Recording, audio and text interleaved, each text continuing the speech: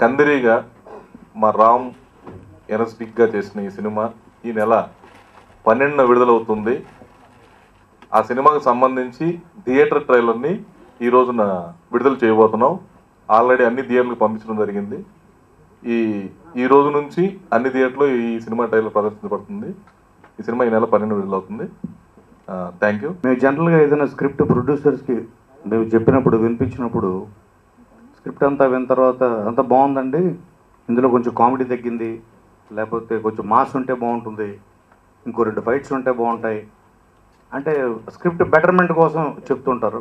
అది మాకు సర్వసాధారణంగా మేము ఫేస్ చేసేది. కానీ ఫస్ట్ టైం కందిరీగ స్క్రిప్ట్ మా వాసు చెప్పినప్పుడు స్టార్ట్ టు ఎండ్ అంటే ఆల్మోస్ట్ మా అందరికి సినిమా చూపించినప్పుడు అందులో వేలు పెట్టడానికి ఏమీ లేదు. అంటే ఇది ఒక్క ముక్కలో చెప్పాలంటే రెడీ అన్న సినిమా చాలామంది కెరియర్స్ మార్చింది, including mine. And especially Ram కెరియర్లో ఒక మైల్ స్టోన్గా నిలిచిపోయిన సినిమా రెడీ. ఇది ఒక రెడీ 2 అని చెప్పాలి. అయితే రెడీ ఒక క్లాసికల్ ఎంటర్టైనర్ అయితే ఇది మాస్ ఎంటర్టైనర్. అండ్ వాసు చాలా డేంజరస్ డైరెక్టర్. ఎందుకంటే తనలో ఒక డేంజరస్ కాంబినేషన్ ఉంది, mass and class, comedy and action. And చాలా సీన్స్ రామ్ తన హీరోయిజం చూపిస్తున్నప్పుడు, ఎందుకంటే డైరెక్టర్ యొక్క స్ట్రెంత్ ఎప్పుడు తెలుస్తుందంటే బిలీవబిలిటీ తీసుకురావడం. ఆ హీరోయిజంని బిలీవబుల్గా తన టేకింగ్ అయితే ఏంటి, పెర్ఫార్మెన్స్తో అయితే, ఎస్పెషల్లీ రామ్ లాంటి ఆర్టిస్ట్ దొరికినప్పుడు దాన్ని యూజ్ చేసుకోవడం అన్నది ఆ టాలెంటే డైరెక్టర్ దీని మీద ఉంటుంది, అతని టాలెంట్ మీద డిపెండ్ అయి ఉంటుంది. ఈ సినిమాకి పూర్తి క్రెడిట్ 100% వాసుకి చెందుతుంది ఫస్ట్. అండ్ ప్లస్ దీన్ని సెలెక్ట్ చేసిన నా ఫ్రెండ్, నా సోదరుడు బెల్లంకొండ సురేష్కి ఆయన కూడా 100% క్రెడిట్. ఎందుకంటే ఆయన కైండ్ ఆఫ్ ఫిల్మ్స్ మీకు తెలుసు.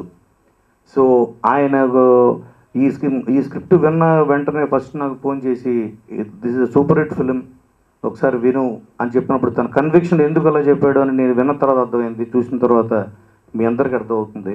అండ్ 12th రిలీజ్ అవుతుంది. And I'm sure you all going to enjoy this film. Thank you.